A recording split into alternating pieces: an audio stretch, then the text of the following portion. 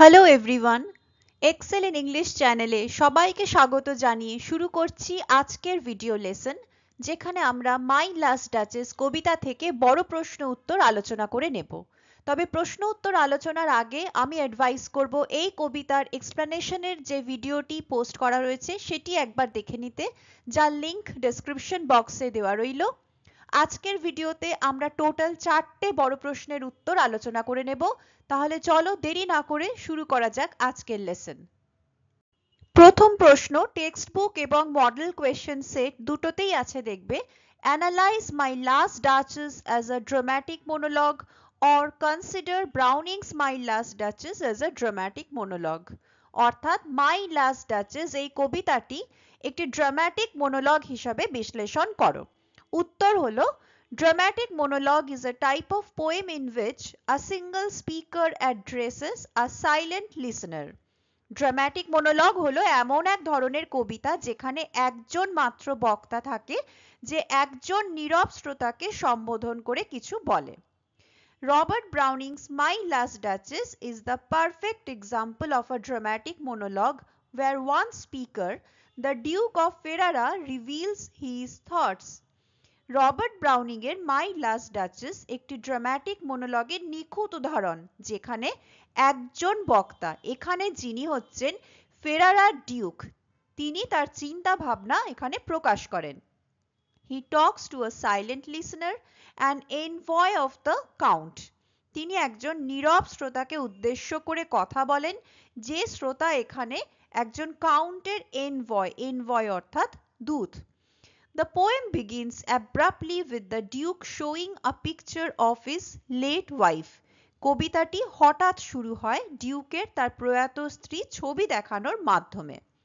এই abrupt beginning এটাও কিন্তু একটা ড্রামাটিক মোনোলগের বৈশিষ্ট্য। He talks about his late wife and criticizes her for being too friendly and smiling at others.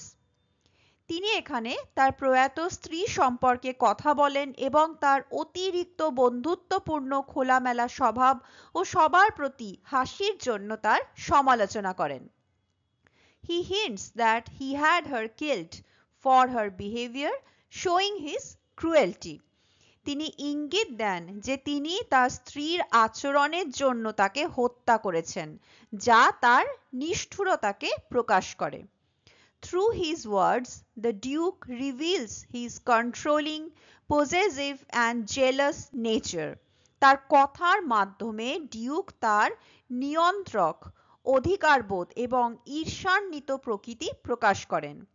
The dramatic monologue form of the poem provides the readers a direct window into the Duke's true thoughts and feelings.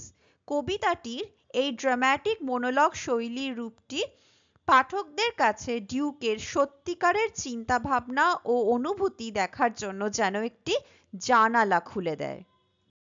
Next question, how is power syndrome conveyed in my last duchess? এটা অন্যভাবে what is the theme of the poem এভাবেও আসতে পারে।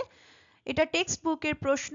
এটার অর্থ যে পাওয়ার syndrome বা ক্ষমতার আস্ফালন, ক্ষমতার দাপট কবিতায় কিভাবে প্রকাশ পেয়েছে। উত্তর হলো The theme of power syndrome is central in Browning's My Last Duchess. Browning এর মাই লাস্ট ডাচেস কবিতায় পাওয়ার সিনড্রোমের থিমটি হলো কেন্দ্রীয় বিষয়। The Duke's monologue reveals his obsession with power. ডিউকের মোনোলগ অর্থাৎ তার যে একক স্পিচটি রয়েছে সেটি ক্ষমতার প্রতি তার মোহ, তার অবসেশনকে প্রকাশ করে। This power comes from both his title and gender. এই ক্ষমতাটা তার আসছে কোথা থেকে? এই ক্ষমতা তার উপাধি, টাইটেল এবং তার জেন্ডার, এই যে পুরুষ বলে তার যে একটা অহংকার, পুরুষের যে একটা ক্ষমতা বোধ, অধিকার বোধ সে দেখিয়ে চলেছে, এই উভয় দিক থেকেই এই ক্ষমতার আস্ফালনটা তার আসছে। His pride in his 900 years old name shows how he expects others to respect his status. তার এই 900 বছর পুরনো নামের উপর তার যে গর্ব সেটা প্রকাশ করে, যে সে কিভাবে প্রত্যাশা করে যে অন্যরাও তার বংশ মর্যাদার জন্য তাকে সম্মান করবে। Even marriage is a form of ownership and control for him. এমনকি বিবাহ তার জন্য অন্যের প্রতি মালিকানা ফলানোর জন্য এবং নিয়ন্ত্রণ করার একটি উপায় মাত্র। He has the Duchess killed for not showing enough gratitude for his name. তার এই বংশ নামের প্রতি যথেষ্ট মর্যাদা না দেখানোর কারণে তিনি তার স্ত্রীকে হত্যা করিয়েছেন। Art symbolizes his control as he treats her portrait as just an object in his possession. এখানে শিল্প তার নিয়ন্ত্রণের প্রতীক হয়ে যাচ্ছে, যেহেতু তার স্ত্রী ছবিটিকে তিনি নিজের দখলে থাকা যে কোনো একটি সামান্য বস্তু বলেই মনে করছেন। The sculpture of Neptune taming a seahorse in the final lines also represents the Duke's desire to dominate. এবং শেষ লাইনে নেপচুনের যে সামুদ্রিক ঘোড়াকে বশ মানানোর যে ভাস্কর্যটির কথা বলা হয়েছে সেটাও আসলে ডিউকের এই নিয়ন্ত্রণ করার বাসনারই একটা প্রতীক। Like Neptune, he wants to control and subdue those around him. নেপচুনের মতোই তিনি তার আশেপাশের সবাইকে নিয়ন্ত্রণ করে নিজের বশে নিজের আয়ত্তে রাখতে চান। Browning uses this poem to show the destructive effects of power syndrome in human relationships. Browning এই কবিতাটির মাধ্যমে মানুষের সম্পর্কের উপর এই পাওয়ার সিন্ড্রোমের ধ্বংসাত্মক প্রভাব দেখাতে চেয়েছেন। Third question. Analyze the character of the Duke in Browning's My Last Duchess, or give a character sketch of the Duke in Browning's My Last Duchess in your own words. অর্থাৎ ডিউকের চরিত্র বিশ্লেষণ। উত্তর দেখো, The Duke in Robert Browning's My Last Duchess is a controlling and arrogant aristocrat. অর্থাৎ Robert Browning এর মাই last ডাচেসের Duke একজন নিয়ন্ত্রণকারী এবং অহংকারী অভিজাত বংশের ব্যক্তি। He is very much proud of his title and lineage. তিনি তার উপাধি এবং তার বংশের জন্য খুবই গর্বিত। He expects everyone to show respect and obedience to him, including his wife. তিনি প্রত্যাশা করেন যে তার স্ত্রী সহ সবাই তার প্রতি শ্রদ্ধা ও আনুগত্য প্রদর্শন করবে।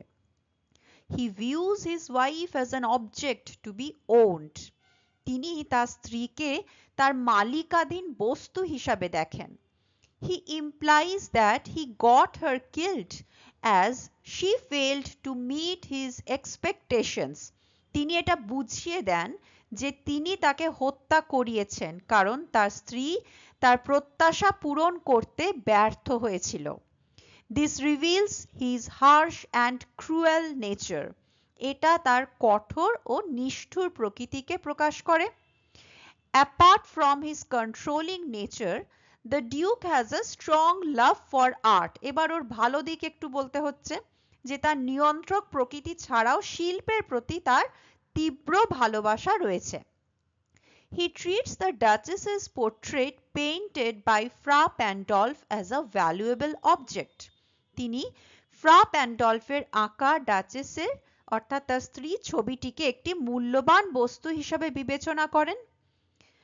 His admiration for the bronze statue of Neptune displays his refined taste as well as his desire to dominate. নেপচুনের ব্রোঞ্জ মূর্তিটির প্রতি তার প্রশংসা তার পরিমার্জিত রুচির পাশাপাশি তার আধিপত্যের আকাঙ্ক্ষাকেও প্রকাশ করে। The Duke's character shows a complex mix of power, control and passion for art. তাহলে সবশেষে আমরা কি বলতে পারি যে ডিউকের চরিত্রটি শিল্পের প্রতি অনুরাগ, নিয়ন্ত্রণ এবং ক্ষমতার এক জটিল মিশ্রণ হিসাবে প্রকাশিত হয়। The fourth and last question. Analyze the character of the Duchess in Browning's poem My Last Duchess. অর্থাৎ ডাচেসের ক্যারেক্টার বিশ্লেষণ। উত্তর হলো, In Robert Browning's poem My Last Duchess, the Duke describes the Duchess through his biased perspective. অর্থাৎ Robert Browning এর মাই last duchess কবিতায় Duke তার biased অর্থাৎ পক্ষপাত দুষ্ট দৃষ্টিভঙ্গি পার্সপেক্টিভ অর্থাৎ দৃষ্টিভঙ্গির মাধ্যমে ডাচেসকে বর্ণনা করেছেন। তাই না, ডাচেসের যা কিছু ডাচেসের ব্যাপারে আমরা জানতে পারছি সেটা কিন্তু ডিউকের কথার মাধ্যমেই আমরা এখান থেকে যা জানার জানতে পারছি। He says that she was too friendly and easily impressed by small things. তিনি বলছেন যে ডাচেস একটু বেশি বন্ধুত্বপূর্ণ এবং সহজেই ছোটখাটো জিনিসেই মুগ্ধ হয়ে যেতেন। But readers can see that she was polite, kind and joyful. কিন্তু পাঠকেরা বুঝতে পারেন যে ডাচেস ছিলেন নম্র, দয়ালু এবং আনন্দে ভরপুর এক ব্যক্তি। She enjoyed the simple pleasures like the cherry blossoms, the white mule and the setting sun. তিনি জীবনের খুব সাধারণ তুচ্ছ আনন্দগুলো উপভোগ করতেন, যেমন চেরি ফুল, হোয়াইট মিউল আর অস্তগামী সূর্য। She admired everyone's gifts equally, including a precious gift from the Duke. তিনি সকলের উপহার সমানভাবেই প্রশংসা করতেন, এমনকি ডিউকের কাছ থেকে একটি মূল্যবান উপহারকেও সে একইভাবেই প্রশংসা করতেন। She was a charming and beautiful lady who didn't care about class or status. তিনি একজন কমনীয় এবং সুন্দরী মহিলা ছিলেন যিনি শ্রেণী বা বংশমর্যাদাকে বিশেষ গুরুত্ব দিতেন না, কোনো রকম ডিসক্রিমিনেশন করতেন না। However, the Duke believes that she should have reserved her smiles for him alone. যদিও ডিউক বিশ্বাস করেন যে ডাচেসের সমস্ত হাসি শুধুমাত্র ডিউকের জন্যই সংরক্ষিত করে রাখা উচিত ছিল। He saw her behavior as inappropriate and had her killed. তিনি ডাচেসের এই আচরণকে তার উপযুক্ত মনে হয়নি, তাই তিনি তাকে হত্যা করিয়েছিলেন। In the end, the Duchess is portrayed as an innocent and lively woman with a generous heart, but tragically misunderstood by the Duke.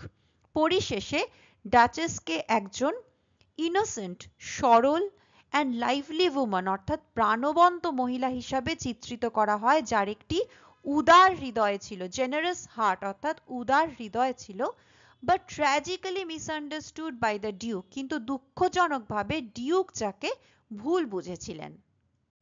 আজকের ভিডিওতে বড় প্রশ্ন উত্তর আলোচনা এখানেই শেষ করছি। এই চ্যাপ্টার থেকে শর্ট আনসার টাইপ কোয়েশ্চেন্স এর ভিডিও খুব তাড়াতাড়ি পোস্ট করছি।